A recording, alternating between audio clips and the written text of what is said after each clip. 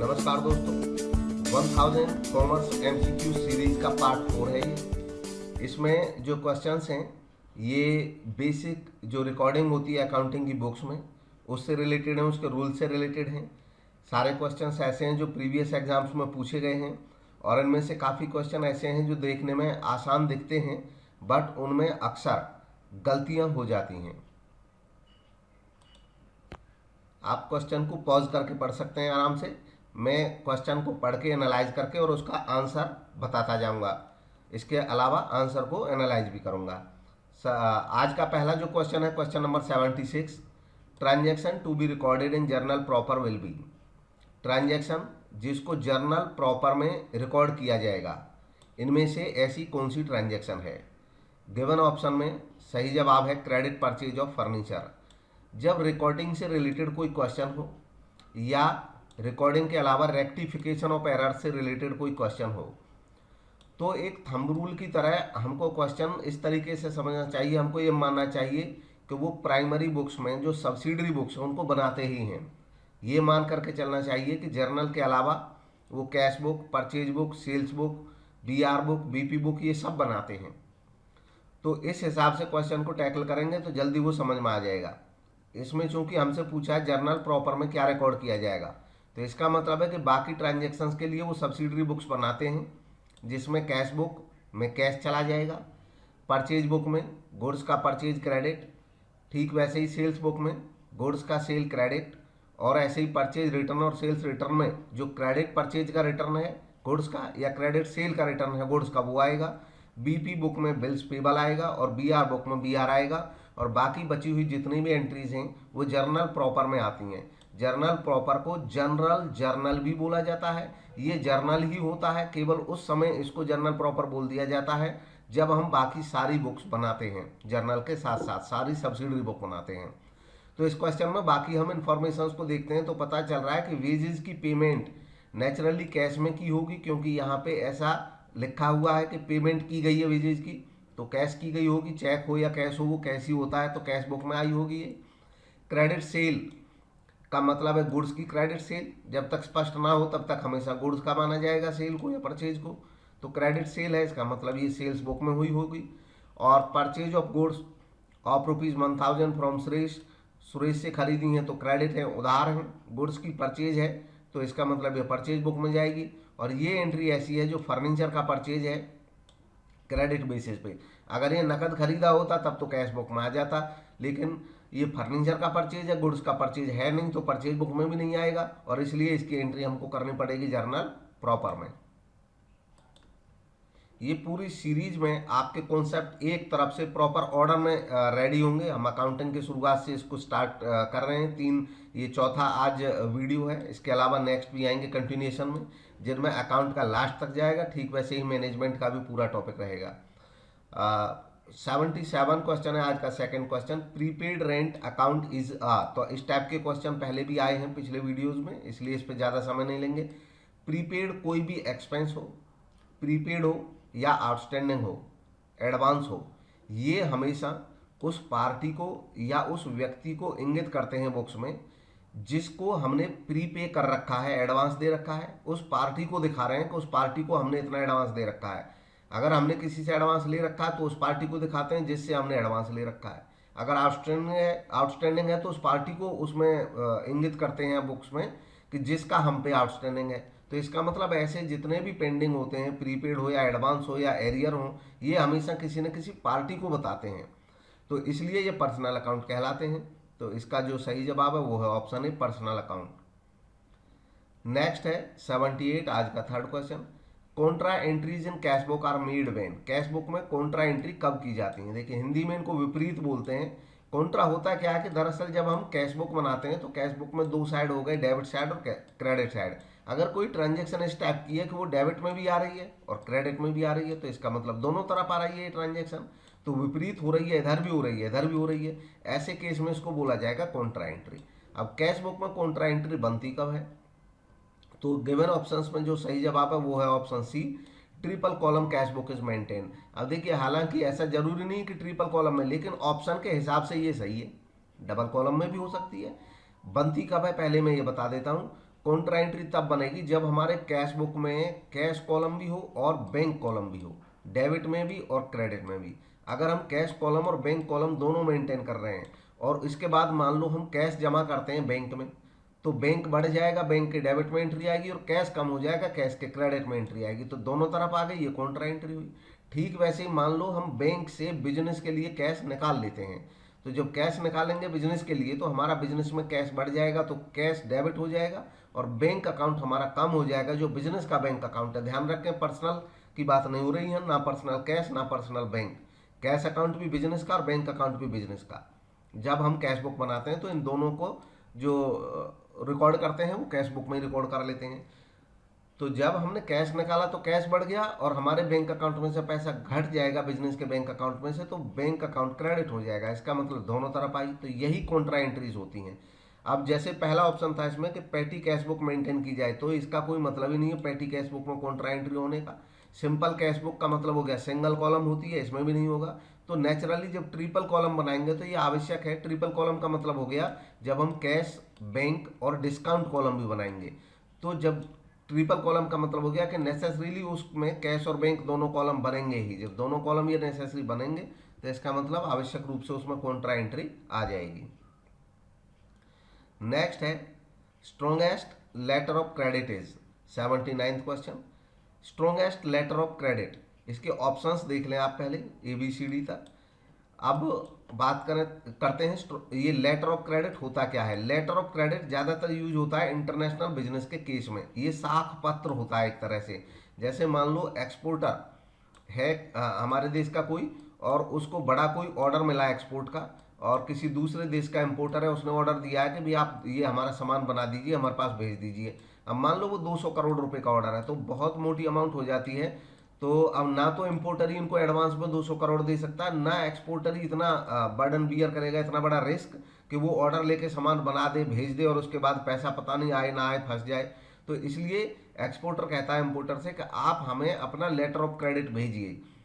Letter of credit क्या होता है, इम्पोर्टर अपने बैंक से संपर्क करेगा, ऐसे बैंक से जिसका ओवरसीज में भी, यानी कि जिसका हमारे यहाँ भी या तो अपना ब्रांच हो या उसका हमारे यहाँ के बैंकों से लेन देन होता हो। तो उसका बैंक, इंपोर्टर का बैंक, इंपोर्टर का जो बैंक होगा वो एक लेटर इशू करेगा कि इस इंपोर्टर के हमारे यहाँ पे अकाउंट्स हैं और इसका जो साख है वो अच्छा है, इसका क्रेडिट अच्छा है, और इसलिए वो इसको एक लेटर देगा कि आप कोई हमारा ये लेटर मिल गया है, आप इस लेटर को भेज दो एक्सपोर्टर के पास। एक्सपोर्टर अपने बैंक में भेजेगा कि ये फलां बैंक से आया है, इसको ऑथेंटिकेशन इसका कर दो हमें। तो वो बता देगा कि सही बैंक है, कोई बात नहीं है, आपका वो पैसा सिक्योर है, मिल जाएगा। अगर ये नहीं भी देगा इंपोर्टर तो बैंक उसकी गारंटी ले रहा है, बैंक हमारा पेमेंट करेगा। तो ये लेटर ऑफ क्रेडिट जो है, अब इसमें ये डिफरेंट टाइप के हो सकते हैं। स्ट्रॉन्गेस्ट कब कहा जाएगा इसको, कब सबसे ज़्यादा सुरक्षित होगा एक्सपोर्टर इसके मामले में? तो ऑप्शन है कन्फर्म्ड हो, इररिवोकेबल हो, कन्फर्म्ड एंड इररिवोकेबल हो, या रिवोकेबल हो। तो इसमें जो सबसे सही है वो है ऑप्शन सी, कन्फर्म्ड भी और इररिवोकेबल भी। अब देखिए इसमें कन्फर्म्ड क्या होता है, रिवोकेबल क्या होता है, इररिवोकेबल क्या होता है। रिवोकेबल का मतलब होता है कि बैंक चाहे, जिसने वो क्रेडिट जारी किया था लेटर ऑफ क्रेडिट, वो चाहे तो बाद में इसको रिवोक कर सकता है, इसको चेंज कर सकता है या इसको कैंसिल कर सकता है। तो ये तो बिल्कुल भी सेफ रहा ही नहीं। अगर इररिवोकेबल है तो इसका मतलब है कि उसमें चेंज नहीं होगा उसकी टर्म एंड कंडीशन में, एक बार लेटर ऑफ क्रेडिट बन जाने के बाद, LC बन जाने के बाद। इसका मतलब ये कुछ सेफ हुआ। इसके बाद अब आ गया कन्फर्म्ड एंड इररिवोकेबल। इररिवोकेबल तो है ही, साथ ही साथ कन्फर्म भी है। तो कन्फर्म का मतलब क्या होता है कि जब एक बैंक ने वो लेटर इररिवोकेबल रूप से जारी किया, मतलब उसमें कोई बदलाव नहीं होगा टर्म एंड कंडीशन में। कन्फर्म्ड तब कहा जाता है कि जब जो इशूअर बैंक है उसने तो ये जारी किया है, इशूअर के अलावा अन्य कोई एक एडिशनल बैंक, अतिरिक्त बैंक, वो भी इस लेटर ऑफ क्रेडिट को कंफर्म कर दे। कंफर्म करने का मतलब ये है कि वो भी कह दे कि ये लेटर ऑफ क्रेडिट एकदम, इसमें कोई रिस्क नहीं है, ये पे होगा और हम भी इसकी गारंटी ले रहे हैं कि इसकी पेमेंट आपको हो जाएगी। तो इसका मतलब ये इररिवोकेबल तो था ही इशूअर बैंक से, अब एक और एक्स्ट्रा बैंक ने भी इसकी एक गारंटी दे दिया हमें, तो ये और ज़्यादा सेफ बन गया। इसलिए इसका सी सही जवाब है। नेक्स्ट है 80th which of the following statement is true, इनमें से कौन सा स्टेटमेंट ट्रू है। तो गिवन ऑप्शन में जो सही जवाब है वो है ऑप्शन सी, ये ट्रू है। Every debit has a corresponding credit. देखिए डबल एंट्री सिस्टम में हर डेबिट का समान राशि से क्रेडिट जरूर होता है, ये डबल एंट्री सिस्टम का एक बेसिक फंडा है। बाकी जो स्टेटमेंट्स हैं ये सही नहीं है। Building account is a nominal account, ये सही नहीं है। बिल्डिंग अकाउंट एक रियल अकाउंट होता है, एसेट है। आउटस्टैंडिंग रेंट अकाउंट एक पर्सनल अकाउंट होता है, इन्होंने नॉन पर्सनल कहा है। आउटस्टैंडिंग रेंट, देखिए अगर केवल रेंट अकाउंट होता तो नॉमिनल होता, लेकिन ये आउटस्टैंडिंग रेंट है, इसका मतलब है कि ये रेंट आउटस्टैंडिंग हमारी बुक्स में है, ये उस पार्टी को दिखा रहा है जिसका हम पे रेंट बकाया है, तो उस पार्टी का अकाउंट हो गया ये, तो पर्सनल है। नेक्स्ट है इनकम्स आर डेबिटेड, तो इनकम डेबिट नहीं होती है, इनकम को क्रेडिट किया जाता है। तो गिवन ऑप्शन में जो सही जवाब था वो सी था, सी केवल एक सही स्टेटमेंट था इनमें से। Prepaid rent is associated with, prepaid rent पूर्वदत्त किराया, रेंट जो एडवांस में दे दिया है वो कौन से अकाउंट से संबंधित है। तो गिवन ऑप्शंस में सही जवाब होगा option E, representative personal account. जो ओल्ड क्लासिफिकेशन है अकाउंट्स का, उसके तहत अकाउंट्स नॉमिनल हो सकते हैं, पर्सनल हो सकते हैं, रियल हो सकते हैं। नॉमिनल जो इनकम और एक्सपेंस से रिलेटेड होते हैं, पर्सनल जो किसी पर्सन को रिप्रेजेंट करते हैं, पर्सन को या संस्था को, और रियल अकाउंट होते हैं जो किसी एसेट से रिलेटेड होते हैं, जिस एसेट की कोई वैल्यू हो, जिसका एग्जिस्टेंस हो। अब इसमें भी जो पर्सनल अकाउंट हैं वो तीन तरीके के हो सकते हैं, natural personal account, artificial personal account और रिप्रेजेंटेटिव पर्सनल अकाउंट।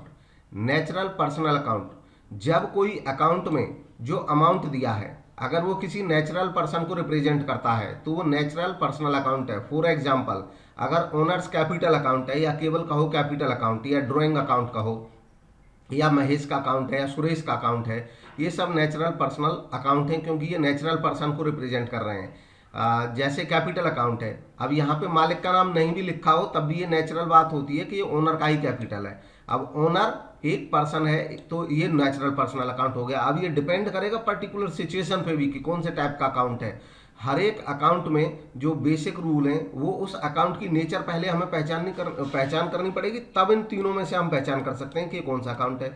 और इसके अलावा ये नेचुरल पर्सनल हो गया जब नेचुरल पर्सन जो प्राकृतिक रूप से पैदा होते हैं हम लोग, उनसे रिलेटेड कोई अकाउंट है। आर्टिफिशियल पर्सन जब ऐसा पर्सन हो जो नेचुरल पर्सन नहीं है लेकिन आर्टिफिशियल तौर पे उसको पर्सन मान लिया गया है, बनाया गया है, जैसे कोई कंपनी है, कोई इंस्टीट्यूशन है, तो वो आर्टिफिशियल पर्सनल अकाउंट हो गया। रिलायंस लिमिटेड का अकाउंट आर्टिफिशियल पर्सनल अकाउंट हो गया। और रिप्रेजेंटेटिव पर्सनल अकाउंट की खास बात ये होती है कि इसमें कई लोग, ये जो अकाउंट होते हैं ये कई संस्थाओं या लोगों से रिलेटेड हो सकते हैं। अब इसमें कोई नेचुरल पर्सन भी हो सकता है, इसमें कोई आर्टिफिशियल पर्सन भी हो सकता है। फॉर एग्जांपल यहाँ पे ये अकाउंट दिया था प्रीपेड रेंट। अब रेंट अगर हम एडवांस पे कर रहे हैं किसी ओनर को, मालिक को, वो पर्सन है, तब तो वो नेचुरल पर्सन है। लेकिन अगर हम किसी कंपनी को, किसी संस्था को रेंट देते हैं तो वो आर्टिफिशियल हो गया।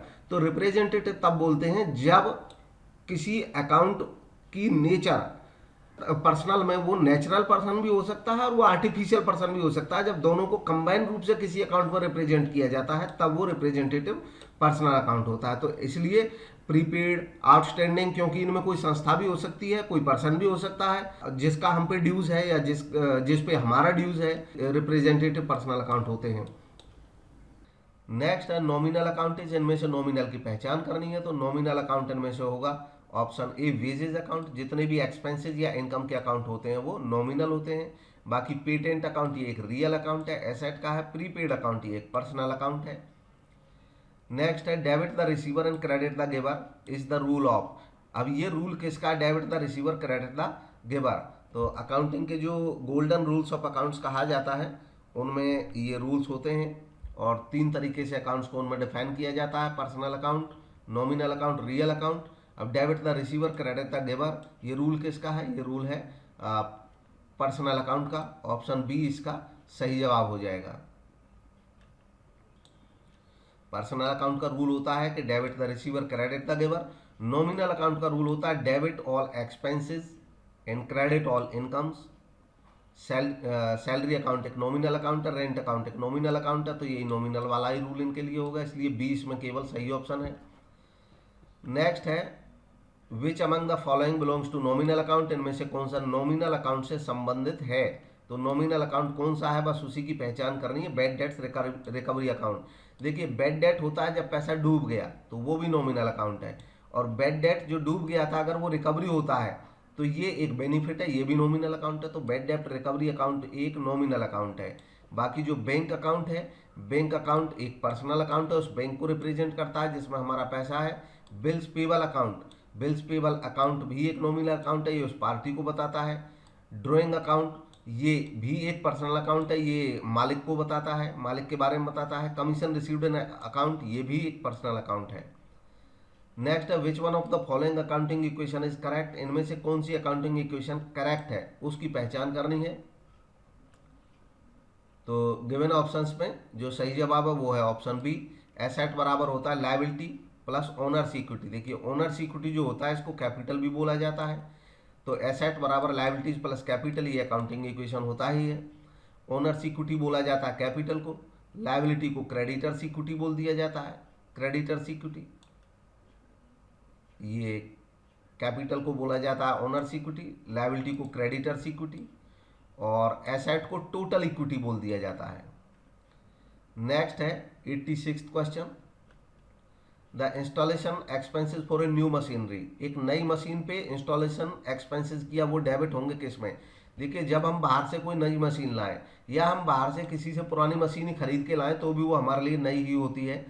उन पे हम काम लायक बनाने के लिए अपनी संस्था में उनसे काम लेने के लिए शुरुआत में जितने भी खर्च करते हैं, उन पर कोई भाड़ा खर्च करते हैं, मजदूरी लगाते हैं, इंस्टॉलेशन कराते हैं, मेंटेनेंस कराते हैं, नई मशीन का अगर कोई रिपेयर रिन्यूअल कराते हैं तो वो सारे उस मशीन की कीमत में ही जुड़ जाते हैं और इसलिए वो उस मशीन अकाउंट को ही डेबिट किए जाते हैं। गिवन ऑप्शन में सही जवाब हो जाएगा, इसके सारे ऑप्शन देख लें आप ABCD, तो इनमें जो सही जवाब होगा वो ऑप्शन डी होगा, मशीनरी अकाउंट को डेबिट किया जाएगा क्योंकि ऐसा खर्चा कैपिटल एक्सपेंस कहलाता है। नेक्स्ट है grouping of similar item in transferring those two respective account, एक जैसे आइटम्स को ग्रुप करना, पहले तो एक जगह जिनमें भी हम ट्रांजेक्शन करते हैं तो एक जैसे आइटम को एक जगह ग्रुप कर देना और फिर उनको ट्रांसफर करना रेस्पेक्टिव अकाउंट में, संबंधित अकाउंट में, ये क्या कहलाता है। तो ये प्रोसेस होती है अकाउंटिंग के समय लेजर की, जिसमें हम लेजर क्रिएट करते हैं। इसका सही जवाब है ऑप्शन डी, पोस्टिंग इसको बोला जाता है। जर्नल या बाकी सब्सिडरी बुक से लेजर में जब हम एंट्रीज को ले जाते हैं तो उस प्रोसेस को पोस्टिंग बोलते हैं। जब हम जर्नल से या बाकी सब्सिडरी बुक से लेजर में ले जाते हैं तो लेजर में हम उनको ग्रुप करते हैं क्योंकि लेजर में हम जो भी अकाउंट बनाते हैं वो एक ग्रुप की ट्रांजेक्शन्स का अकाउंट हो जाता है। नेक्स्ट है 88 क्वेश्चन, इसमें पूछा है विच of the following, next question है कि विच ऑफ द फॉलोइंग ऑप्शन, इनमें से कौन सा ऑप्शन बेस्ट एक्सप्लेन करता है बैंक रिकॉन्सिलिएशन स्टेटमेंट को, बैंक समाधान विवरण को। तो गिवन ऑप्शंस में जो सही जवाब है वो है ऑप्शन बी, ये एक सेपरेट स्टेटमेंट है, ये इसको सही तरीके से बताता है। ना तो ये कैश बुक का पार्ट है, ना ही ये जर्नल एंट्री का कोई सब डिवीजन है, ना ही ये लेजर का अकाउंट है। इवन बैंक रिकॉन्सिलिएशन सिस्टम कहीं भी डबल एंट्री सिस्टम का पार्ट है ही नहीं अकाउंटिंग का, क्योंकि ना तो ये कोई अकाउंट है और ना ही ये कोई फाइनल अकाउंट है। और बैंक रिकॉन्सिलिएशन स्टेटमेंट क्या है, केवल ये मिलान करने के लिए बनाया जाता है, मैच करने के लिए बनाया जाता है। एक तरह से एक रफ वर्क है, रफ वर्क, जिसमें हम इस बात का मिलान करते हैं कि हम बैंक में जो हमारा पैसा जमा है उसको हमने अपने यहाँ रिकॉर्ड किया हुआ है कैश बुक में, और बैंक वालों ने उसको रिकॉर्ड किया हुआ है हमारे अकाउंट में जो हमारा बैंक में पैसा जमा है। तो हमारी जब भी ट्रांजैक्शन होती है हम कैश बुक में लिखते हैं उसको बैंक अकाउंट में, और बैंक वाले उसको हमारे अकाउंट में लिखते हैं। तो हम इन दोनों अकाउंट्स का केवल मिलान करते हैं कि कहीं कोई एंट्री कम ज़्यादा तो नहीं है, कुछ गलत तो नहीं लिखा है, इसको मैच कराते हैं, इसी के लिए बनता है ये सेपरेट स्टेटमेंट होता है। नेक्स्ट क्वेश्चन है 89, एक सेल है 25,000 रुपये का, ए को किया गया और वो एंटर कर दिया गलती से बी को सेल की तरह। ए को सेल था, गलती से बी को सेल मान करके इसको रिकॉर्ड कर दिया गया।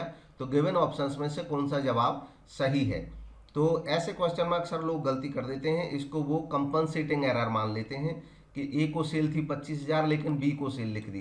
कंपनसेटिंग एरर तब होती है जब दो एरर होती हों, इस तरीके से कि एक एरर दूसरे एरर के प्रभाव को खत्म कर दे। यहाँ पे एक ही एरर है, दो एरर नहीं हुई है, खाली गलती ये हुई है कि ए की जगह बी का नाम लिख गया है। तो ये जो एंट्री में जो प्रॉब्लम है इसको कहा जाता है एरर ऑफ कमीशन, यानी कि ये एरर कमिट हो गई है, ये एरर कमिट हो गई है। तो ऐसी एरर एरर्स ऑफ कमीशन कहलाती हैं। सही जवाब इसका ऑप्शन डी है।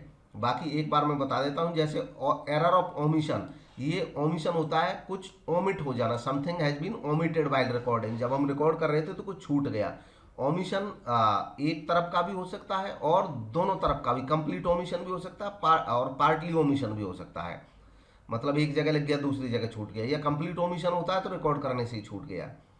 एरर ऑफ प्रिंसिपल जो होता है ये सैद्धांतिक त्रुटि होती है कि यानी कि अकाउंटिंग के प्रिंसिपल्स की जानकारी ना होने की वजह से ये प्रॉब्लम होती है। और जैसे कोई रेवेन्यू ट्रांजैक्शन थी, गलती से हमने उसको कैपिटल ट्रांजैक्शन मान करके वैसे रिकॉर्ड कर दिया, मतलब ट्रांजैक्शन थी जैसे कोई, या कैपिटल को हमने रेवेन्यू मान के लिख दिया।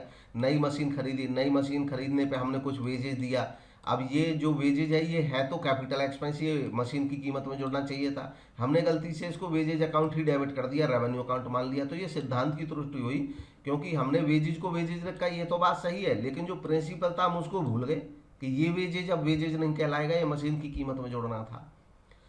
तो इस टाइप की एरर एरर ऑफ प्रिंसिपल कहलाती हैं। कंपनसेटिंग एरर होती हैं जब दो एरर इस तरीके से हों कि वो एक एरर दूसरी को कंपनसेट कर दे। जैसे ए से सामान खरीदा 1,000 रुपये का हमने, और बी से सामान खरीदा था हमने 500 रुपये का, ए से 1,000 का और बी से 500 का। अब हमने एरर कैसे की, जो बी से खरीदा था गलती से वो हमने ए के में लिख दिया, और जो ए से खरीदा था वो गलती से हमने बी के में लिख दिया, यानी कि दो एरर हुई जिन्होंने एक से दूसरी को कंपनसेट कर दिया, इनको कंपनसेटिंग कहते हैं। एरर ऑफ कमीशन, हमसे टोटल कम हो गया, हमने गलत जगह पे लिख दिया, गलत साइड में लिख दिया, गलत पर्सन का नाम लिख दिया, और टोटल कम या ज़्यादा कास्टिंग में ज़्यादा हो गया, बैलेंस ज़्यादा निकल गया। ये सारी एरर जो क्लैरिकल टाइप की ही एरर होती हैं और एरर ऑफ कमीशन कहलाती हैं, कमिट हो गई, गलती हो गई।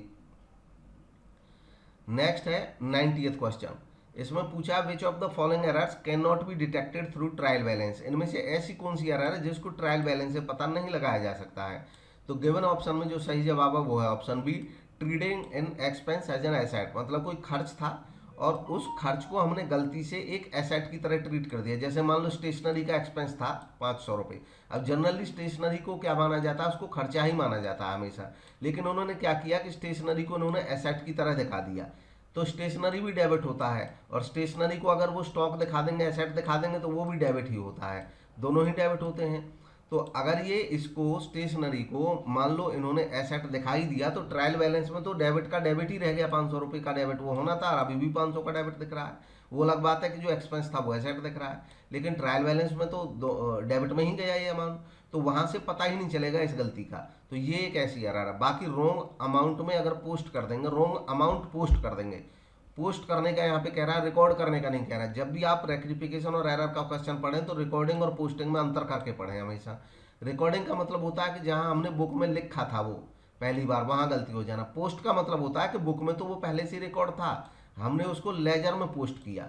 जब तक कोई विशेष जानकारी ना हो तो ये माना जाता है कि पोस्टिंग करने का मतलब है कि एक अकाउंट में पोस्टिंग करने में गलती हुई है हमसे केवल, तो इसका मतलब दूसरे अकाउंट में वो सही होगा, दूसरे अकाउंट में वो सही होगा। इसको मैं और आसान कर देता हूँ कि जब भी रेक्टिफिकेशन ऑफ एरर करें तो हमेशा ये एज्यूम करके चलें कि जो बिजनेसमैन है वो प्राइमरी जो सब्सिडरी बुक्स बनाता है सारी की सारी, तो जैसे मान लो कैश बुक में उसने कुछ लिखा, तो कैश बुक में तो सही रिकॉर्ड था, लेकिन कैश बुक से जब उसने पोस्ट किया, पोस्ट करके वो जब अकाउंट में ले गया किसी पार्टी के में जिससे पैसा मिला था, तो उस पार्टी के अकाउंट में जब पोस्टिंग की तब गलती हुई, तो इसका मतलब कैश बुक का टोटल तो सही है, तो कैश अकाउंट का टोटल भी सही हो जाएगा, तो केवल एक ही अकाउंट में गलती रही, यानी कि ये गलती ट्रायल बैलेंस को प्रभावित करेगी।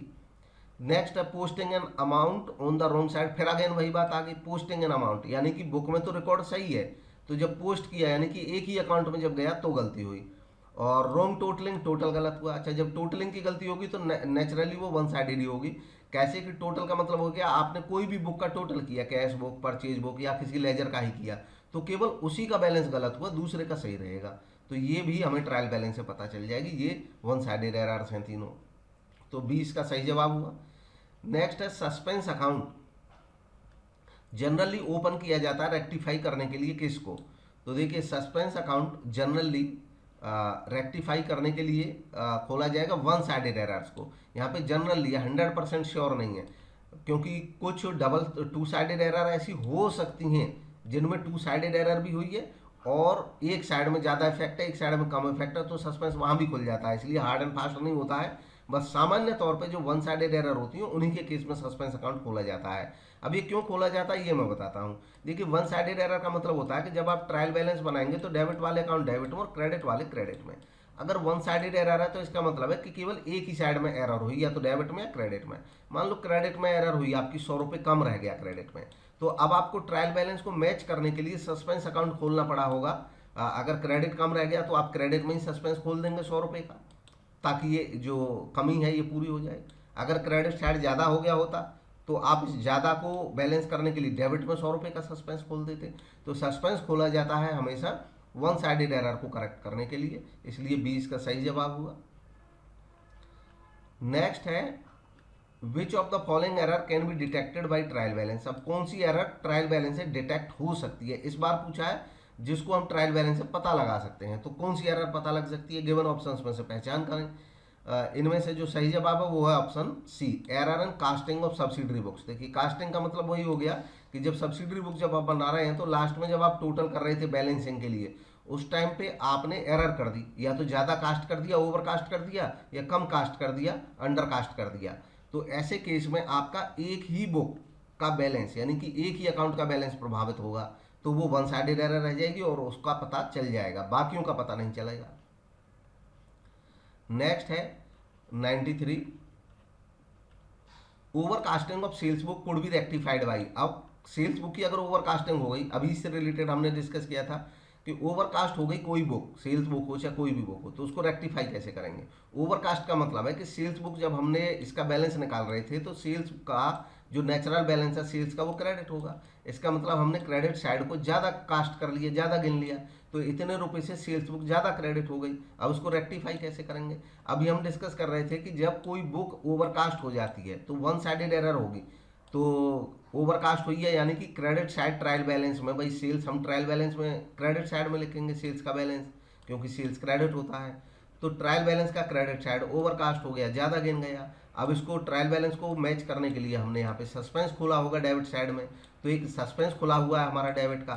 सस्पेंस खोला क्यों जाता है, ताकि हम भाई एरर मान लो बार बार ढूंढने पे भी अभी हमें पता नहीं चल रही है, तो हमें फाइनल अकाउंट बनाने हैं। तो फाइनल अकाउंट बनाने के लिए हम पहले इसको पूरा कर लेते हैं ट्रायल बैलेंस को, और जो कमी रह जाती है या ज़्यादा हो जाता है उसको सस्पेंस में डाल देते हैं। जैसे यहाँ पे क्रेडिट ज़्यादा हो गया था ओवरकास्ट होने की वजह से, तो हमने क्या किया, ये क्रेडिट ज़्यादा दिख रहा होगा, टोटल 100 रुपये ज़्यादा दिख रहा था, तो हमने 100 रुपये का क्या किया होगा, डेबिट में 100 रुपये ज़्यादा लिख दिए होंगे, ताकि क्रेडिट में जो ज़्यादा थे तो डेबिट में भी ज़्यादा हो गया, यानी कि दोनों का बैलेंस अब बराबर हो जाएगा।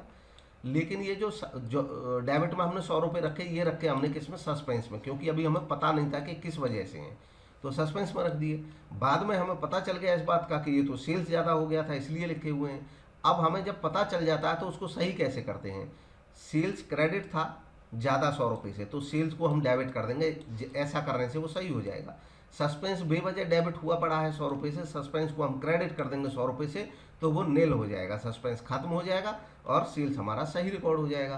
तो गिवन ऑप्शन में जो सही जवाब होगा, आप चारों ऑप्शन देख लें, इनमें से जो सही जवाब बनेगा वो ऑप्शन बी होगा। डेबिट करेंगे सेल्स अकाउंट को और क्रेडिट करेंगे सस्पेंस अकाउंट को, ऑलरेडी इसको डिस्कस कर ही चुके हैं।